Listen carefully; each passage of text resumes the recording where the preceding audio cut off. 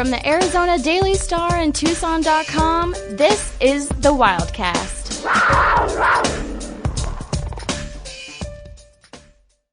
Thank you for listening to the Wildcast podcast. I'm your host, Justin Spears, here with Michael Lev and Brett Fera.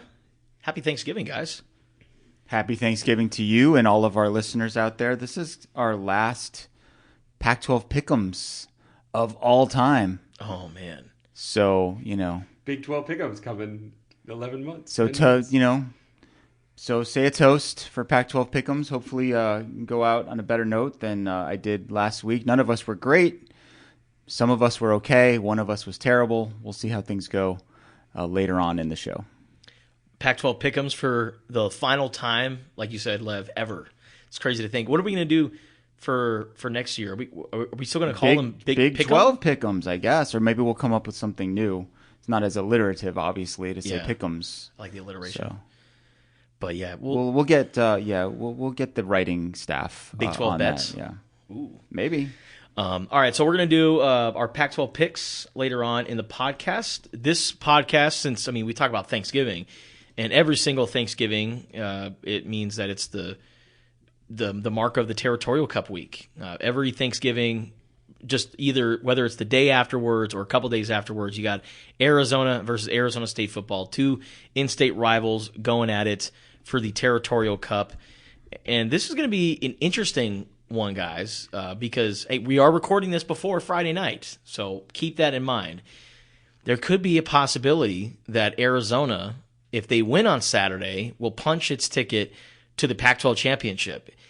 It's unlikely to happen. I expect Oregon to win, kind of teasing it to my Pac-12 picks. The Ducks are rolling right now, but it's possible that Oregon State, in their last year in the Pac-12, we don't know their future for next season. What a way for them to end the regular season by beating their opponent, who kind of left them high and dry. Remember, Oregon is going to the Big Ten along with Washington. Oregon State, I'm sure, would love to go in and beat the Ducks, and this could also be the last time that these two teams play against each other for a long time. The Apple Cup with Washington State, they're extending that rivalry and carrying it into the future. We don't know what's going on with Oregon and Oregon State, so it's a big game on Friday. And like I said, if the Beavers win, Arizona could be playing for a spot in the Pac-12 championship, which is pretty remarkable considering where this program was at just a couple years ago. Crazy to think about that possibility. It's still unlikely because Oregon is a 2-touchdown favorite in that game. They're on a roll right now. We will get to that pick and all the other picks later in the show. But just the idea that Arizona could get in with a win to the Pac-12 championship game after being 1-11 2 years ago, it's wild. It's really incredible. Jedd Fisch has done such a good job here in such a short period of time. And, as a result of that, he's a popular guy out there with the coaching carousel spinning around. He has been linked to some degree to Michigan State. He has been thrown into the mix with Texas A&M, which is a whole different ball game in a lot of ways. We'll see how that all shakes out here over the next couple weeks. I think that the likeliest outcome is that Jedd Fisch will sign an extension here at Arizona, and he'll get another raise, and he'll come back here for at least one more year, knowing that he's got a good thing going with this Arizona team, which is pretty young. And what's better than being good is being good and young. Yeah, like they've got a chance to be even better next year with all these second-year players. Well, even thriving in prominent roles. Well, also guys who are considered upperclassmen could also come back too. Oh yeah, like Trayden Stukes. Oh yeah, maybe Bill Norton. Gunnar Maldonado. Yeah, is another one. Dalton Johnson is a redshirt sophomore, I want to say. But he's a third-year guy. Yeah. Where would those folks go? I'm not trying to be negative about their prospective NFL careers, but like all the people you just said, I can't see them. Like if they were to transfer, why? Oh, so them coming back seems, unless it's like Bill Norton, who's been doing this for like 19 years. I'm kidding, but like, and just wants to move on to the next thing. But like the rest of the people you guys just said, Maldonado, they're not going anywhere. They're not going anywhere. Yeah, if they want to keep playing football, they're here. So you're right. I'm just agreeing with the point you guys are making. Yeah. that even the Well, if Jedd Fish is still here, then those guys don't have much reason to leave, do they? As Justin pointed out, they should return the entire secondary, including these two stud cornerbacks in Ephesians Prysock and Sicario Davis, who are going to be juniors next year. Now, those are the kind of guys, those two, who could get big NIL offers, because everyone would like to have a 6'4" cornerback going into his junior year who's really good. Yeah. Those guys maybe have like NFL upside. Maybe Traden Stukes does too. Yeah, I don't know. He might. He's surprised a lot of us. He was a really, really good athlete in high school who was kind of raw as a football player and has turned into a really good football player. But I don't know. If Jedd comes back, I think most of the nucleus is going to come back, and I think Arizona is going to be, we've talked about this before, one of the favorites. Now, there is a development on that front. Cameron Rising announced that he is coming back next year. Be his 7th year of college. He had missed this entire season. His career actually started at Texas. I think he redshirted way back when. Some of the guys in that locker room, I think Justin, you might have still been in college actually. What year was that? Well, let's see. Next year will be his 2018, I think. So close. Okay, so pretty close. Just missed it by a year. Yeah. Wild. So he actually committed to Oklahoma first. Yeah, committed to Oklahoma. Then he went to Texas. Then he transferred. Then he played, and then he didn't. And now he's going to come back for another year, back to school situation. So I think that kind of positions Utah as maybe the favorite or co-favorite in the Big 12 next year. So we do have some clarity on that front. We don't have a lot of clarity with the injuries, with a lot of games this weekend, with Utah, Colorado, and some others. And again, we'll get to that later. But I thought it was noteworthy about Cameron Rising because we've talked about this, whether he'd come back or not and what impact that would have on next year's Big 12 race. Speaking of injuries, ASU, they've been dealing with a bunch of injuries to some pretty critical players. I mean, they didn't even really have much depth to begin with, but the Sun Devils are dealing with a lot of injuries. I'm not sure how many starters are expected to be out for the Territorial Cup. We'll learn more as the game approaches itself. But just general Territorial Cup overview. How do you guys feel about this game with how both teams are playing at this point of the season? Because I can't really figure out this ASU team. Like, they play tough. They play with a lot of effort for their coach, Kenny Dillingham. And we've seen them go on the road and, I mean, heck, they almost beat Washington in Seattle. They really kind of mucked it up and made it a game that was just so ugly, and they lost 15-7. But that was kind of a game that made you go, oh, whoa. ASU took the only undefeated team in the Pac-12 all the way down to the wire in their own stadium. But then they've also lost to Utah 55-3. We've seen them get boat raced a number of times this season. It seems like they're either really competitive or they just get killed. And in a Territorial Cup rivalry game, I don't know what to expect. Like, I feel like Arizona could either win by 5 or 6 touchdowns, but ASU could also maybe take it down to the wire, and Arizona only wins by a field goal or a touchdown. I don't know. The Washington game for ASU, how many points did ASU score? 7 points.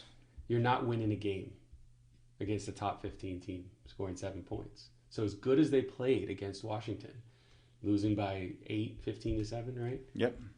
As good as they played, which basically was roughly, 1 point difference, the same differential Arizona had against Washington. They're not winning a game scoring 7 points. So you go to some of these other games that ASU, they've had a couple games where they put up points, but if they play Trenton Bourguet, and I'm not bashing Trenton Bourguet, I think it's tied to the situation, but he's got 1 touchdown pass on the year in 9 starts. Jaden Rashada may play, hasn't played in 9 games. I mean, at some point, the talent on the field is going to differentiate what happens. And unless Arizona completely just implodes, I can't see them losing. And that doesn't mean I think it's a blowout or anything. I just think that their 4 quarters is a lot of football. Yeah. And we saw what happened with Utah last week. Utah's not as bad as they played here, and they were still kind of in it into the third quarter. They thought they were in it into the last minute, which is why we saw the Jaden Delora touchdown. But we saw that with Utah and all the injuries they had. So I don't see ASU outlasting Arizona. Not that I'm trying to get to prediction time or anything like that. It's way too disparate of a difference. At the same time, it's a Territorial Cup, so it could be dang close for 2.5 quarters. But I just can't see how good and how not really hurt Arizona is right now. They're pretty clean. I mean, very healthy. Even the guys that have been hurt all year are kind of healthy now. Your Raymond Politos and such are kind of there and ready to go. And so I just can't see it. I only because of the fact that there's just that big of a disparity in personnel. My yet to be published cat stats as of this recording, it should be up in about 20 minutes. For subscribers to Tucson.com. I touched on a lot of those issues that you talked about regarding Arizona State. Like sometimes they're kind of plucky, and they're tough out, and then other times they're just getting absolutely obliterated. And the common theme really is that their offense isn't very good. They have had a very difficult time moving the football. Not only has their quarterback room been decimated by injuries, but their offensive line has been absolutely decimated by injuries. And it is really hard to win when that happens. They've had to resort to some trickery, right? Using the swinging gate type of formation against UCLA, and they did it a little bit against Oregon. And I know that they're spending some time working on defending that this week. It's just Kenny Dillingham is trying anything and everything to move the football. And he's an offensive coach. So what does this remind you of? Does it kind of remind you of the 2021 Wildcats a little bit? Jed Fish's first year? Yeah. All the quarterback problems that they had, all the offensive issues. But we didn't see a lot of trick plays. It was very cookie cutter. Although we did see a little bit of the Wildcat. Yeah. I think Jed kind of went to a little bit more shotgun than he probably was planning to, just to make the guys feel more comfortable. But this is one of the stats I have in there, is that there are 5 different Sun Devil players have thrown interceptions this year, which is one more than Arizona had in 2021. 4 different Wildcats threw interceptions in that season. It also seemed like just about everyone threw a pick six at some point, right? Like it felt like almost every other week a pick six was being thrown, or a punt was being blocked in return for a touchdown, or whatever types of disasters. So to me, the bottom line is, if Arizona doesn't hurt itself in this game by giving the ball away and making a bunch of mistakes or penalties, turnovers, etc., they should roll. And penalties and unsportsmanlike stuff is very important in this game, because Arizona's got some extra games to be played. Whether it's the Pac-12 championship or just a bowl game, we at least know that they're going to the postseason in some shape or form.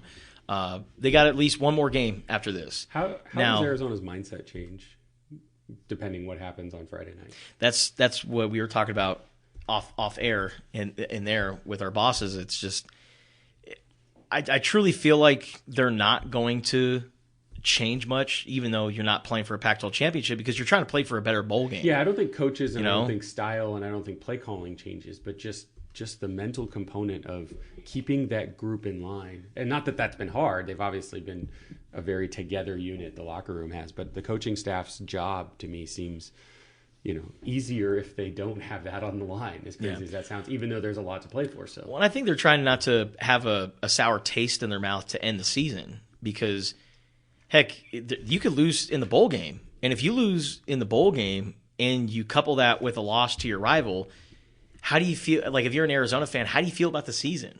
Like, oh, yeah, there was this magical moment. There was this great run. And then there was just kind of this sour ending. It's like the 2017 season. Yeah, I would say, right. I would say if they win the Territorial Cup, then the bowl game is just kind of gravy, really, at that point. I don't think it would change how we look at the season. But if they lost both of those games, I think it might, you might feel a little differently. They'd be 8-5. 2014. Yeah. It's what happened in 2014. Got blown out by Oregon in the Pac-12 championship. So they win here against ASU when Stanford beat UCLA at the Rose Bowl midway through the fourth quarter here. Everybody finds out. Arizona sort of hangs on and wins that game to get to the Pac-12 championship, wins the Pac-12 South, goes and gets absolutely steamrolled by Oregon, a team they beat 2 months earlier the Scooby Wright strip sack. Yeah. Goes to the Fiesta Bowl, loses. There's that hubbub between Rich Rod and Anu Solomon where he didn't talk to him for 3 months. Yeah. Like, it can cause chaos depending how it all goes down. They play Boise State in the Fiesta Boise Bowl. State. So, I totally am with you. That same thing when Arizona lost to Nebraska in the Holiday Bowl under Stoops. Not the good Holiday Bowl, but The 09 game. the 09 game. By the way, yesterday was the anniversary of the 09 Oregon game where the fans rushed the field. I got a Facebook notification letting me know yesterday at the point we're recording this. So this week was the anniversary of that game.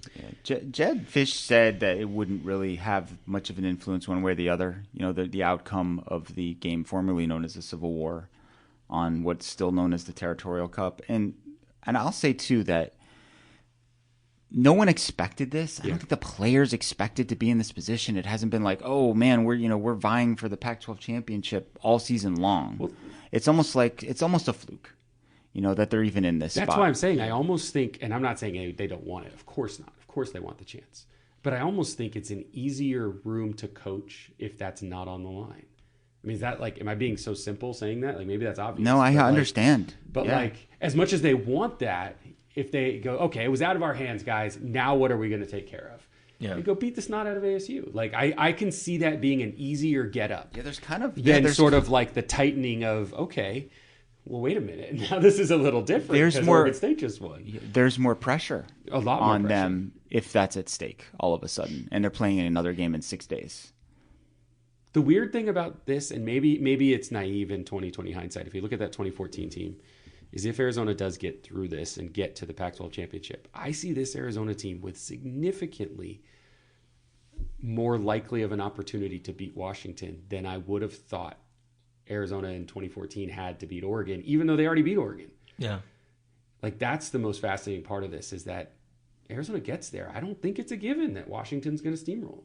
They've already seen them. They know the game plan. They kind of built the game plan. And Washington's not the same since that game. No. And Arizona's not the same, even though it is in terms of personnel being, Noah Fafita's first start and stuff like that. So it's, there's, obviously it's waiting on Oregon State, who, by the way, is good. They could do it. Same reasons we're talking about ASU being able to be plucky and play in this game. Well, Oregon State's not just plucky. They're a top 20 team. Probably higher than a top 20 team. They just have the 2 hardest games on their schedule at the end of the year. So they kind of got hosed in terms of, Oregon State's lost 3 games. We talk about Arizona losing 3 games by 16 points? Oregon State's lost 3 by 8. I think their 3 losses are by 8 points combined. Well, they lost by 2 against Washington. They lost by 3 against Arizona. And what was their other loss? I can't think. Washington State by 3. Washington State by 3. That's right. Washington State was good. The Pac-12 in Brett's championship. world of Apple Cup dreams. Yeah. Great. That is a great point. 8 points separate them from being unbeaten too. So, it's weird. Them in the Arizona game is kind of like Arizona in the Washington game. It was a lot different than a 3-point game, but still, it's still 3 points. Something crazy happens on that onside kick, and everyone here is pulling their hair out probably. So I've always been curious to ask people whenever the Territorial Cup week starts, what's like the most memorable game that you've covered, attended, watched as a fan?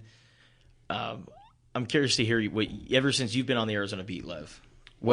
Give us a most memorable loss and win. Well, have they only won? I've only had 2 wins. Okay. And I would say that the first one was the most memorable win. That was the 2016 game where they didn't throw a pass in the entire second half and rush for like 500 yards. And Brandon Dawkins ran into Miss Arizona on the sideline and all that stuff. And that was a 2-9 team that lost 8 in a row going into that game. So that was a really big deal. When you think about also going back to, I don't mean to cut you off, Lev, but like that season, Arizona, the only Pac-12 win they had was against ASU. They went 3-9, but do people talk about, they went 3-9? People talk about the game, beating ASU. ASU's kind of in a similar position. Yeah. Rich Rodriguez had to get really creative that year. Remember, he moved Samaji Grant from wide receiver to running back at one point because they had run out of running backs. That's how bad the injuries were. I got 2 losses for you the next 2 years. 2017, I think the most memorable part about that was what happened after the game with myself and Coach Rod. having somewhat heated exchange about the injury status of Khalil Tate. What happened to Khalil, Lev? Yeah, maybe you could give us a little recap of that, Justin. He got hurt. Well, Kind of what happened? flails his head around a little. Let's see. He got hurt, so he couldn't go. Then he came back, thought he can go. It's always the facial expressions. It's the shrug. Anyway, so there was that, and then in 2018, I mean, that fourth quarter collapse. We wrote about that I wrote about that in our summer series this year, most memorable games that I've covered. I mean, they were up by 19 points going into the fourth quarter. They win that game. They're bowl eligible, and they just fell apart, turnovers. And then at the very, very end, I mean, Khalil Tate threw like 2 would-be touchdown passes that he just missed Sean Brown on a ball that he threw like 70 yards in the air. And then there was one to Stanley Berryhill in the end zone. That was a difficult catch, but I think like 2 years later, Stanley would have made that catch. Yeah. And they actually got a field goal attempt at the end, and they missed. So those are the ones that stand out for me. Well, you, Brett. Mine, I mean, I didn't cover them. One of them I kind of did. Back-to-back years, 2010 and 2011. 2010 was Alex and Dejas missing 2 extra points in overtime here in Tucson. Not on Thanksgiving, by the way. I think it was a week later, which for a couple of years, that was on December 2nd. So it was just messing with things. And then the next year, 2011, was a week before Thanksgiving. And going to give you a shout out to your show this week. Do you guys podcast your shows? We do. All of them? We do. So you had Tim Kish on this week. That was the Tim Kish year. I was down on the field on the back of the end zone when I think Jarrell Robinson couldn't haul in what would have been either a game-winning or game-tying catch for ASU late, if I'm remembering it right. Something along those lines. I was helping out with some research that someone was doing on the game. So you guys know Shane Dale. Shane Dale. He was doing his first book. And so I was there on a credential with him, helping him get research for it. And it was basically Dennis Erickson getting fired that night. Wow. And in Arizona won with Tim Kish, Bryson Burney at quarterback. Filling in for Nick Foles? Yep. So that was a memorable one. Just being down on the field those last 7 minutes or so, or last 5 minutes plus, but it lasted a while. Those stand out to me. Partially because, especially that year, and this is where ASU comes back into the fold for 2023. The team that has nothing to play for has everything to play for. Yeah. And that Arizona team, that was a monumental thing to evolve to the next movement of Rich Rod coming and everything. Rich Rod getting hired by tweet. Yeah, right. Imagine back then, like thinking of what X and all this evolution was. Like we were all just so enamored that Greg Byrne would post a picture of Rich Rod on Twitter to announce the hiring. Like, was it what picture was it? It was just him. I think it was Greg Byrne with Rich Rod and in West Virginia. Like he flew out to see him. Wow. And he just posted the picture. I wonder if it's still up somewhere. But anyway. Most memorable Territorial Cup games are actually the last 2 that were in Tucson. First off with the one in 2020. It was on a truncated season. Oh, man, I'm looking at the photo right now. Yeah, family photo with Twitter photo that Greg Byrne posted. With Rod got hired. And Miss Rita and Raquel. So I think the most memorable loss was the 2020 season, truncated year. The pandemic was going on. I mean, we were all in the press box wearing masks. There were dividers between all of us. There were no fans in the stands. Like it was just cardboard cutouts. And with the way the program was at, there was just this dark feeling going into that game. But then we saw that the athletic department laid off like 36 people. And you started to think, like, there's no way you could justify firing Kevin Sumlin and paying him $7.5 million to not do his job. Like, that buyout money was insane. After, laying off all these people in your athletic department, there's no way you could do it. And then Arizona went down 14-0 in, like, 50 seconds.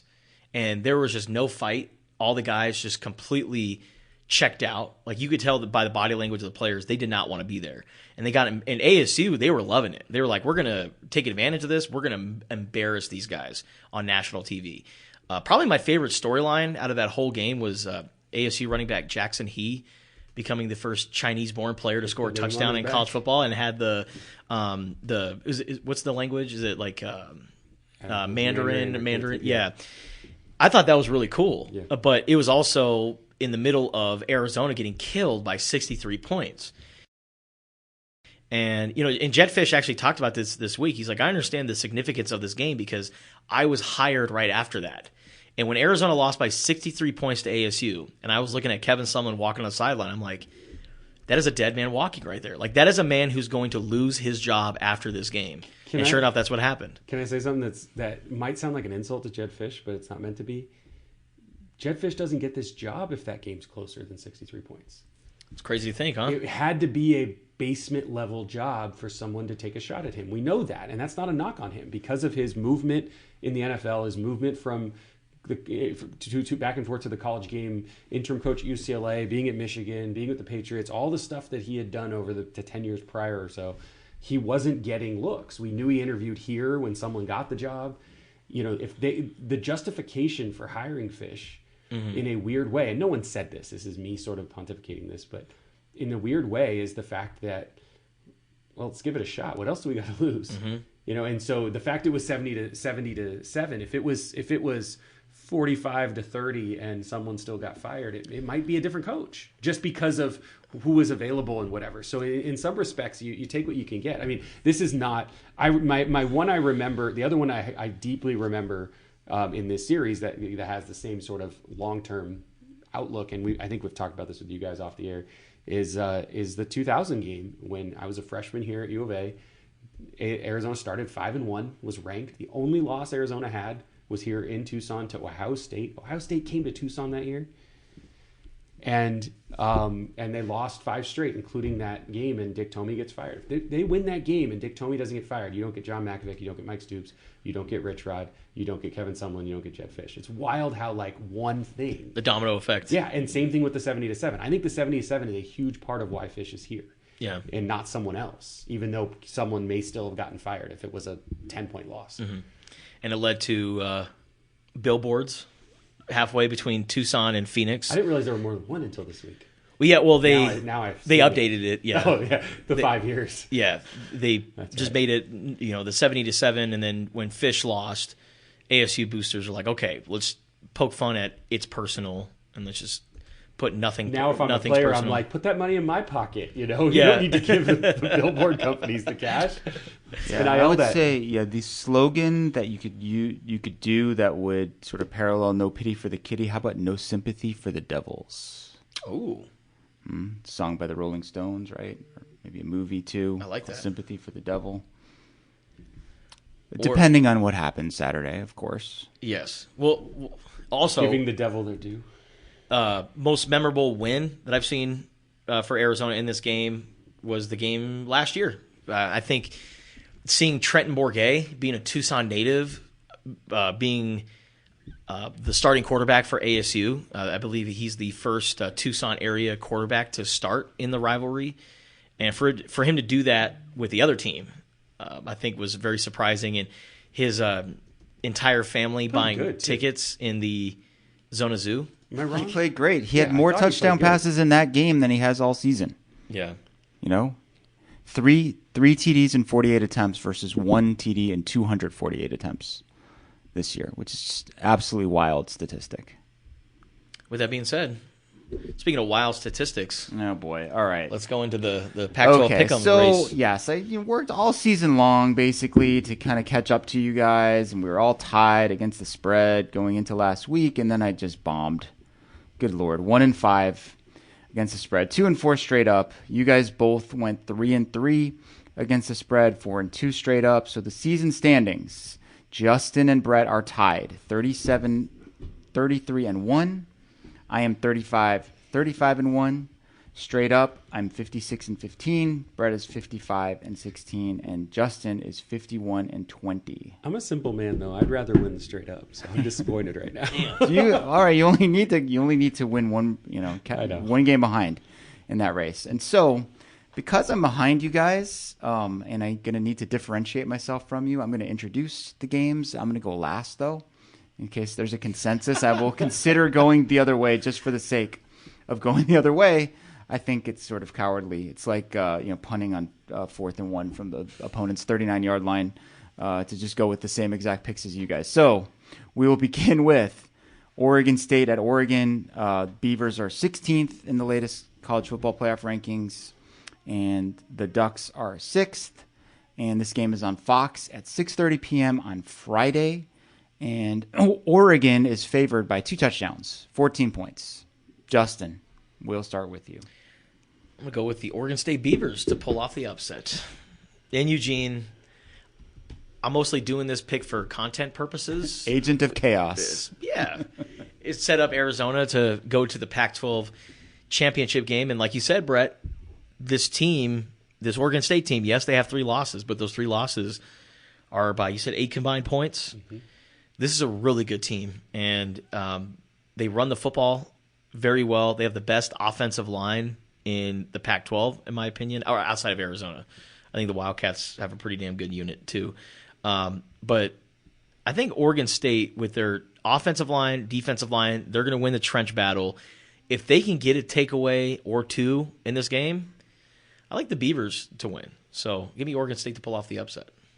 I'm going to go Oregon to win, Oregon State to cover. If this was in Corvallis, I would be rolling alongside you on that. But I think in Eugene, with what Oregon has to play for, totally changes it. I think Oregon knows. I think their fans know. I think everybody kind of knows that maybe they're better than Washington, even though they have a loss to them. And so winning this game and getting to the Pac-12 championship and proving that and getting into the playoff, they may not still. More teams stay unbeaten, but odds are they will. If they get to the Pac-12 championship and win it, I think the meaning is significantly higher for Oregon, even though I agree with everything you said about Oregon State. So to me, it's about location.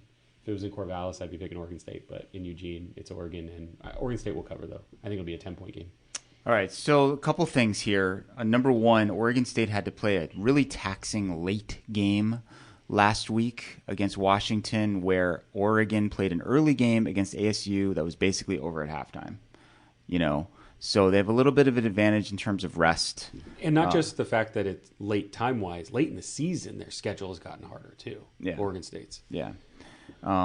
Good point. And then also, I guess my question is Oregon really a juggernaut? Like, they've been blowing everybody out, huge advantage in yards. I mean, they look like the record doesn't say it because they lost straight up to Washington, but they have looked like the best team in the Pac-12 for several weeks. And because of all those reasons and the fact that you guys both took OSU against the spread, I'm taking Oregon to win and cover. You're taking Mateo Uiagalelei instead of DJ, which could be a brother could sack another brother this week. Didn't Dan Lanning say that? Somebody asked him, what did you tell him? And he goes, I told him to go hit his brother. That's what I told him. I told him to hit your brother. Parents never say that. It's usually the other way around, right? Don't hit your brother. Share with your brother. Colorado at Utah. This game is on Pac-12 networks. It is at 1 p.m. Our time, Mountain Time, same in Salt Lake City. Utah is favored by 22 points over reeling Colorado. Utah will be without Jonah Ellis for the rest of the season. Karene Reed not looking good. Cole Bishop could be back. Shedeur Sanders' status is up in the air for this game. Deion Sanders said earlier in the week that he was not feeling good. He had to be removed from the game against Washington State. I have been to that. I have seen that horror show before. That game at Washington State, the week before your rivalry, where kind of nobody wants to be there, and you just get your doors blown off. That's exactly what happened in Colorado. Completely misread and mishandicapped that game. But I will throw it to you guys first before I give my pick. Colorado is getting 22 points on the road in Salt Lake. Colorado's the most penalized team, not just in the Pac-12, but in college football. And I saw their game last week. Travis Hunter was got extra physical with a guy and kind of dragged him out of bounds, and his helmet got ripped off, and he was over there chirping at him, but he didn't get penalized for that. So even on plays where they don't get penalized, they're doing a lot of extra stuff. Kyle Whittingham and Deion Sanders have a lot of respect for each other. So I don't feel like there's not going to be as much chippiness in this game as, say, Arizona versus ASU. But Colorado's still a very undisciplined team. And to me, I feel like Utah, that's what they're good at. They're good at not doing any of the dirty stuff. They're just such a sound football team. And coming off a loss, getting waxed by Arizona in Tucson, I feel like this is going to be probably the most dialed in the Utes have been all season long. So I'm going to go with the Utes to win and also cover. I want to give a little bit of credit to Bryson Barnes for filling in for Cam Rising this year. I mean, he's not a great statistical quarterback, but he's had a few pretty decent weeks other than the 2 picks against Arizona. Man, he played so well in that game. And he got hit a gazillion times. Yep. I mean, those picks matter. I'm not denying it. Yeah. But threw for 300 plus, a lot of runs, carried the ball 19 times. I mean, it's at the end of the game too, sacrificing his body. I still think 22 points is a lot for that Utah team, only because of just how beat up they are. So, I mean, I think Utah's going to win. I think they're going to win handily. I think Colorado's going to cover. I think Shedeur Sanders playing is the difference between Colorado covering or not. We don't know if he will, but I'm going to roll the dice and say Colorado covers, but I think Utah wins as handily as you can inside 22 points. And now that there's no bowl game for Colorado, they're out of bowl contention after the loss last week. Does Dion just say, "Hey guys, let's just pack it up and get ready for next season"? It kind of felt that way last week, didn't it? Yeah. I'm going with Justin on this one. I'm going to take Utah to win and cover. I just think they're so much better up front. Even if Shedeur Sanders plays, there's no guarantee he lasts the whole game because they will dominate in the trenches. They will run for like 300 yards in this game. Kyle Whittingham is not going to let them go out in this season on a down note. So I'm going to take the Utes to win and cover. We're going to skip Arizona State, which is the next game chronologically, and we're going to move ahead to Washington against Washington State. The Apple Cup, this game is in Seattle this year. The game is on Fox. It has a 2 p.m. start time in Arizona, 1 p.m. On the West Coast. Washington is ranked 4th. They moved up a spot in the latest college football playoff rankings, and they are favored in this game over Washington State by 16.5 points. Gentlemen, what you got? Give me the Huskies to win, but Washington State to cover. The Cougars are broken ever since that Arizona game. They have been just kind of free-falling, but it's a rivalry game. Plus, Jake Dickert, the Cougars, they kind of have their backs up against the wall. They're 5-6 right now. You know, they beat Washington. Hey, they're bowl eligible. I don't think that they will win this game, but they got their backs up against the wall. They got a lot of fight. I'm going to go with Washington to win, but I'll take the Cougars to cover. It's really amazing how tight Washington's schedule has been down the stretch here. We talk about how much teams lose by, 8 points for Oregon State and 3 losses, 16 by Arizona. Since the Arizona game, Washington has won. This is the rest of the season. This is the differential in margin of victory. So Arizona was 7, 3, 8, 9, 10, 7, and 2. None of those are 16. None of those are 16. And I think Washington State does have something to play for after, like you said, setting up that, last week in Pullman and then head west to the edge of Montlake. I think Washington's going to play really hard. And I think they're better than a 5-6 team, or Washington State, I'm sorry, are better than a 5-6 team. This is so sad for me. I was pulling for the Apple Cup early championship all season for the first 5 weeks, and then Washington State just turned into mush. But I think they're going to play them hard. I think Washington wins. I think Washington State beats the spread. There is a precedent for Washington State winning at Washington. The last time that game happened in Seattle, Jaden DeLauro was the quarterback for the Cougs. They won the game. He planted the flag in the middle of the field there at Husky Stadium in 2021. And their fans stormed the field. I mean, very, very strange set of circumstances there. I agree with you guys. However, since I know what the remainder of my picks are going to be, those are kind of locked in, and I need to be different from you guys on 2 fronts. I'm going to take Washington to win and cover. Okay. The other thing we talked about Oregon State earlier in the episode about not knowing the future of what used to be called the Civil War. I think it is pretty great that the Apple Cup got extended this week. I think playing at Lumen Field's kind of weird, but cool. They're going to play in the Seahawks facility. The first game out of the 5 is next year, I believe, right? So anyway, I'm glad to see that. I think that's good for Washington State. I think that's good for Oregon and Oregon State probably is to have that series up further north stay on because it'll push for the Oregon schools to keep playing. All right, last football game ever broadcast on Pac-12 networks features the Notre Dame Fighting Irish, ranked 18th in the country, at Stanford. It is beyond hilarious that Notre Dame, which is the only school that's ever had its own network broadcast deal, is playing the last game ever on the Pac-12 network. They've had some Peacock games, some Pac-12 network games. Notre Dame has kind of fallen off the national television radar. No, they did re-up with NBC this year. So breaking news as we're podcasting here, Stanford is debuting new helmets. Mm-hmm. Red helmets for the first time in school history with a script of Stanford on the helmet.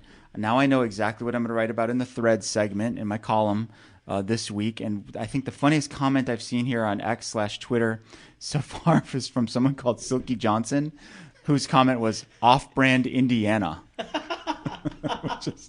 Two things. Off-brand Indiana is funny.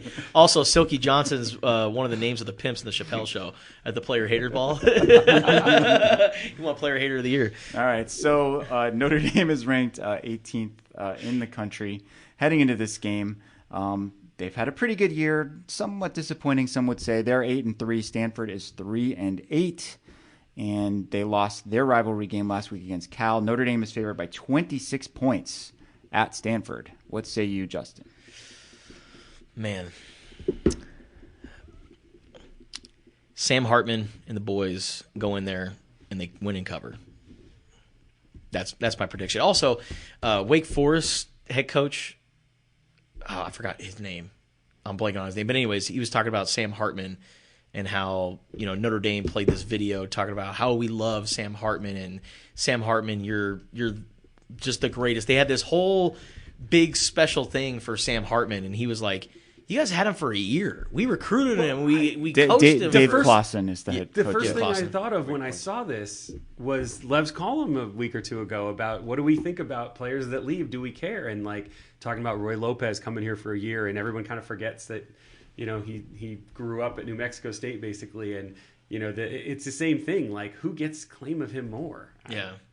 I think it all depends on what you do for the program. If Notre Dame was 11-1 and fighting to knock on the door of the playoff, then yeah, Notre Dame can claim him, but they're middling. Yeah. But Stanford also stinks. So, what's your pick? I think Notre Dame wins, Stanford covers. That's a lot of points, man. Brett's kind of been playing favorites most of the season. He's going with the dogs.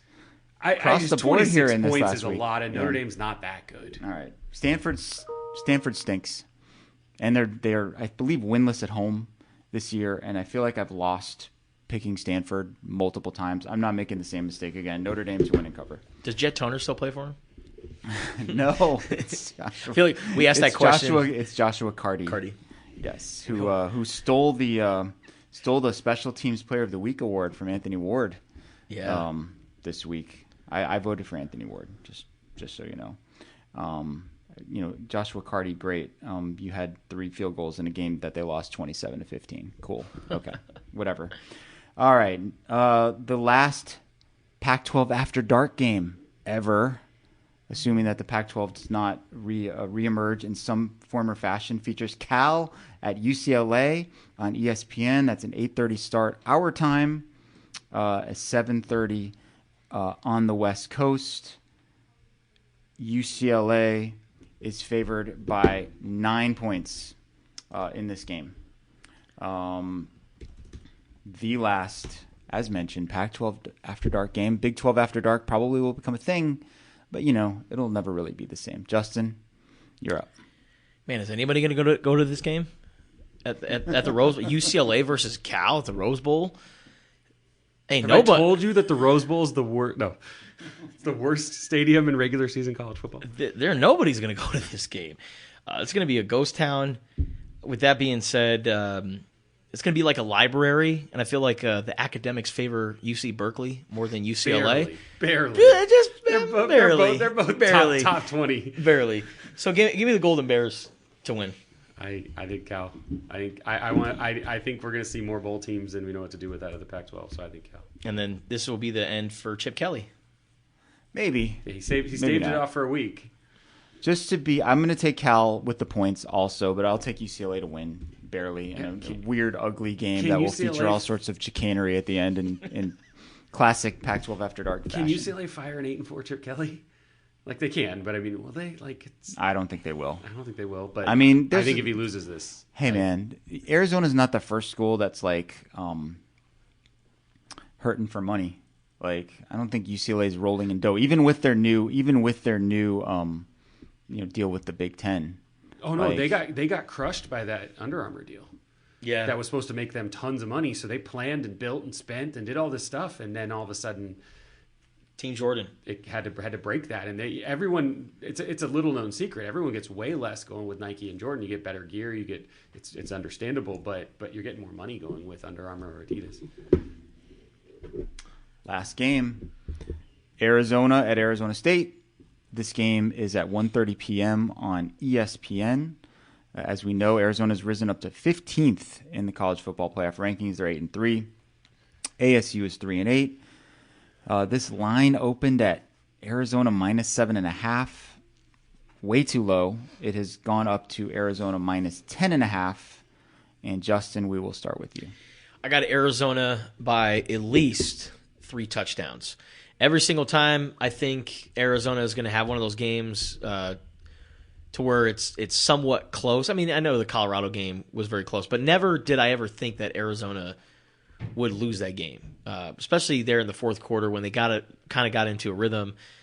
Even if it's somewhat close going into that last period, that last quarter is always winning time for Arizona.